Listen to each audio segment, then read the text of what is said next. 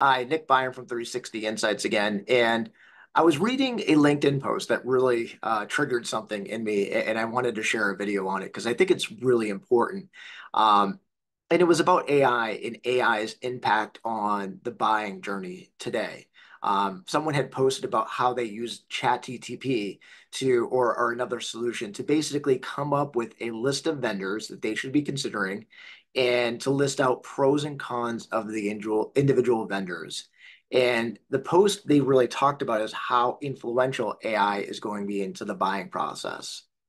And the thing is, I don't disagree. It's very reminiscent to when Google entered into everyone's buying process. If you think about it, way before there was Google, the only way that a prospective buyer can get information was literally to go directly to the vendors and ask them about their solution, their organization. Sometimes they might work with analyst firms, and maybe there might have been a few other maybe consultancies out there that could support them. But the lion's share of the buying journey started with actually going to the vendors.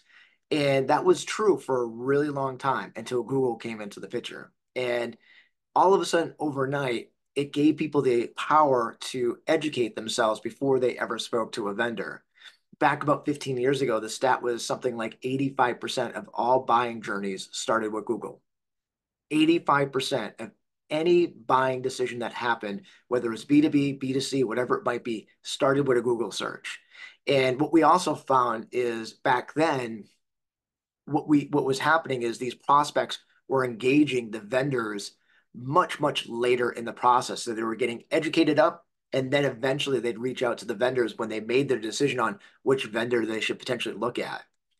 I think today that number is probably closer to 90 to 100% of buying journeys starting with Google.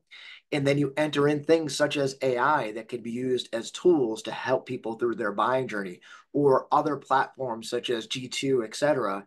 And what we find is that a lot of these prospects are really doing incredible amount of homework before they ever engage into a vendor. And in fact, they're engaging the vendors much later in the process.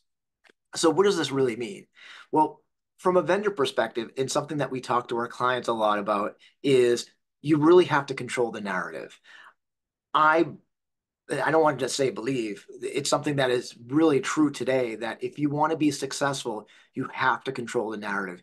You have to be very proactive in going out to the markets and sharing stories about your organization, whether it's a story about your product and service, new announcements, customer wins and journeys, um, different use cases, the list goes on. Content is king, and it really geez, you have to really do it in different levels of types of content because people consume information in different ways. If I look at, for example, the HCM industry, one of my favorite vendors that I would say is a great example of doing this the right way is iSolved. iSolved really is on a warpath to really making sure that they are not just kind of staying complacent in waiting people to come to them. They are really going out there in a very uh, method, a very specific manner in terms of how they want to control their narrative, how they want to educate their prospects and buyers. They're doing this through research content, through content of their own. They're doing a multi-city road tour to educate their prospects and customers. I think last year they did, I can't remember the number. It was something, north of 30 to 40 different towns and cities that they went to as part of this road tour. And they're really spending a considerable amount of effort to make sure that they are letting people know who they are as an organization, the type of organizations they serve and help, stories about how customers have been successful utilizing their platforms, and so on and so forth. So again, it's just a long-winded way of saying that if you're not controlling the narrative, what you're doing is relying on people going to Google, G2, ChatGPT, and other sources to find out potentially about your solution. So, do you really want people to find out about your organization potentially via publicly available information, or do you want to be more proactive in engaging people through the various communities that you're trying to get at it? So, again, it's something that I think is going to be more impactful over time, our solutions such as ChatGPT, but it's not anything new. Google has been part of this buying process for more than 15 years, and extremely influential. It's just another layer that prospects can use to educate themselves. And again, you don't have control over what ChatGPT says about you. You don't have control about what Google says to you.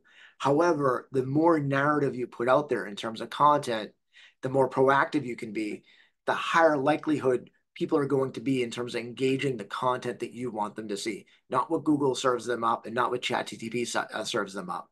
So again, thank you so much for taking the time. If you like this video, just continue to watch the series that I do over time, and thank you again.